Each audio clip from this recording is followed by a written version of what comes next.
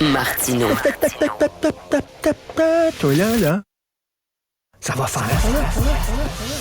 J'ai déjà essayé d'expliquer ça. À un moment donné, pouvez-vous régler ça?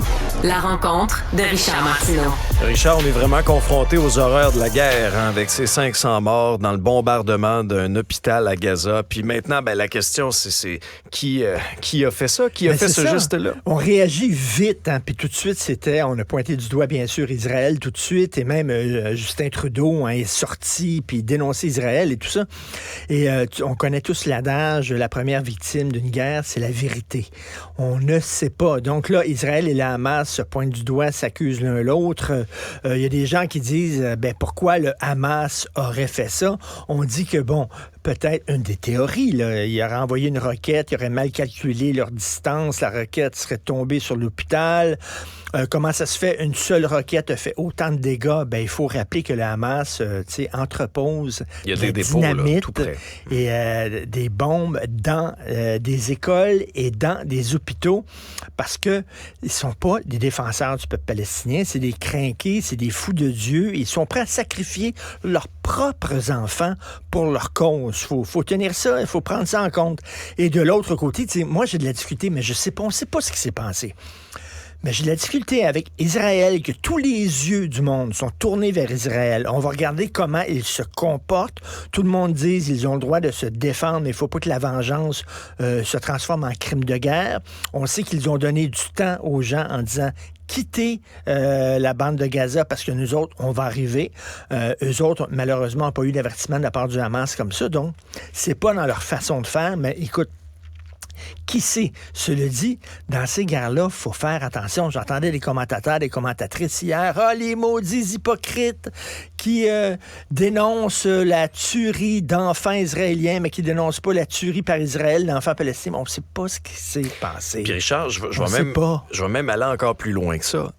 Le moment à laquelle cette attaque sauvage-là survient, quel est l'intérêt d'Israël bombarder un hôpital volontairement de faire 500 victimes la veille de la visite du président américain Joe Biden. Alors ça fait pas que de sens. De l'autre côté, tu comprends qu'ils autres veulent peut-être faire passer Israël pour des méchants.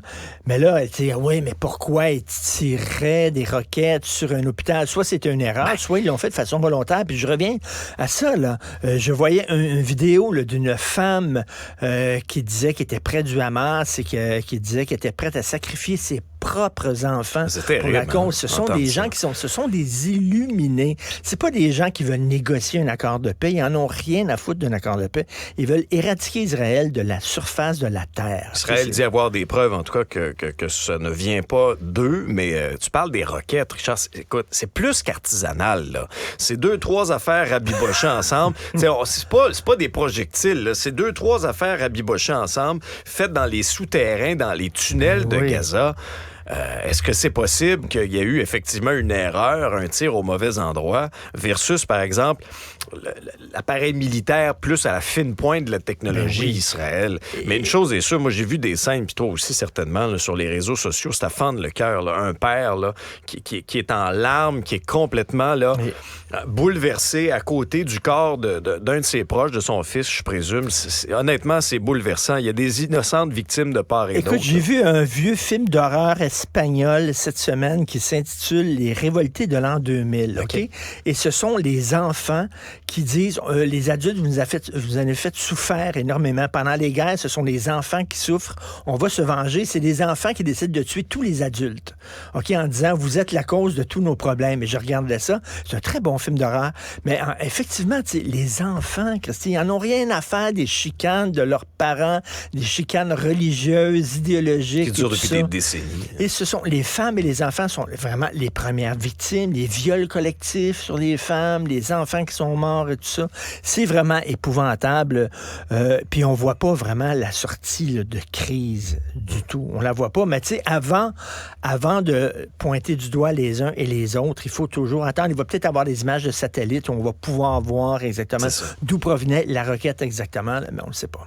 Merci Richard. Merci. Bien dit. Merci à vous d'avoir été à l'écoute de l'épisode d'aujourd'hui. À très bientôt, j'espère. D'ici là, faites attention à vous autres.